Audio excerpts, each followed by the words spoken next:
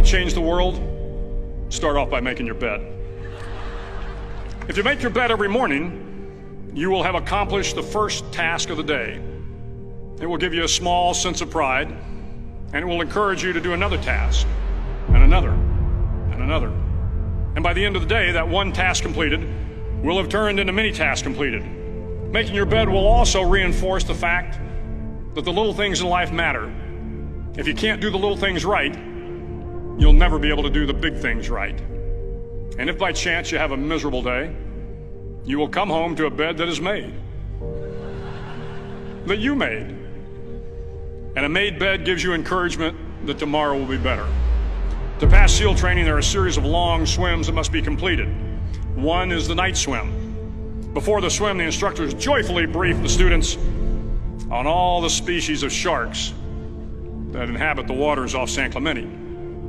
They assure you, however, that no student has ever been eaten by a shark, at least not that they can remember.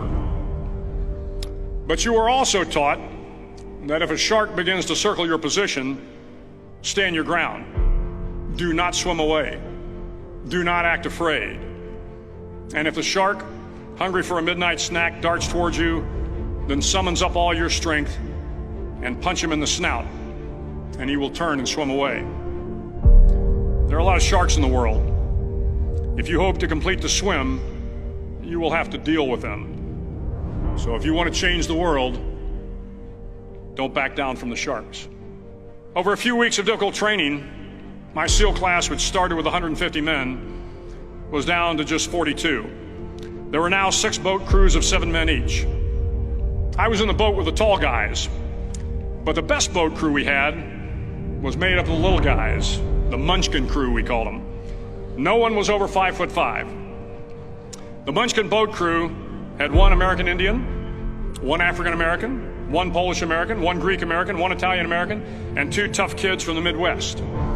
They out-paddled, outran, and outswam all the other boat crews.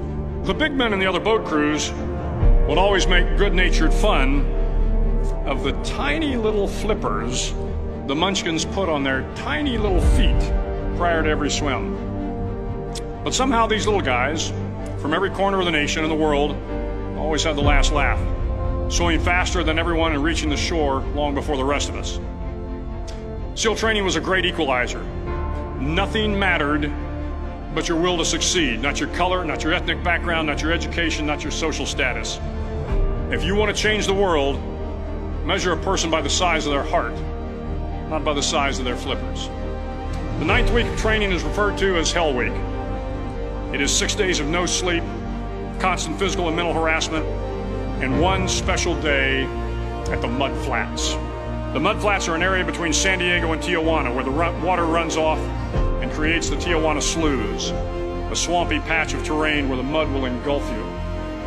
It is on Wednesday of Hell Week that you paddle down to the Mud Flats and spend the next 15 hours trying to survive this freezing cold, the howling wind, and the incessant pressure to quit from the instructors.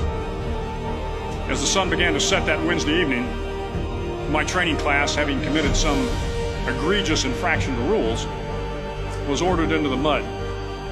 The mud consumed each man till there was nothing visible but our heads. The instructors told us we could leave the mud if only 5 men would quit.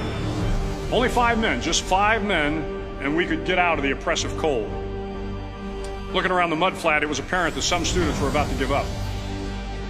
It was still over 8 hours till the sun came up. 8 more hours of bone-chilling cold. The chattering teeth and the shivering moans of the trainees were so loud, it was hard to hear anything. And then one voice began to echo through the night. One voice raised in song. The song was terribly out of tune, but sung with great enthusiasm. One voice became 2, and 2 became 3, and before long, everyone in the class was singing. The instructors threatened us with more time in the mud if we kept up the singing, but the singing persisted, and somehow the mud seemed a little warmer, and the wind a little tamer, and the dawn not so far away. If I have learned anything in my time traveling the world, it is the power of hope. The power of one person, a Washington, a Lincoln, King, Mandela, and even a young girl from Pakistan, Malala. One person can change the world by giving people hope. So if you want to change the world, start each day with a task completed. Find someone to help you through life. Respect everyone. Know that life is not fair and that you will fail often.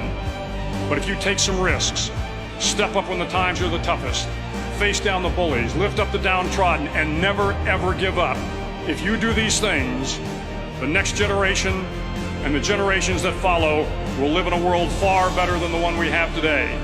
And what started here will indeed have changed the world for the better.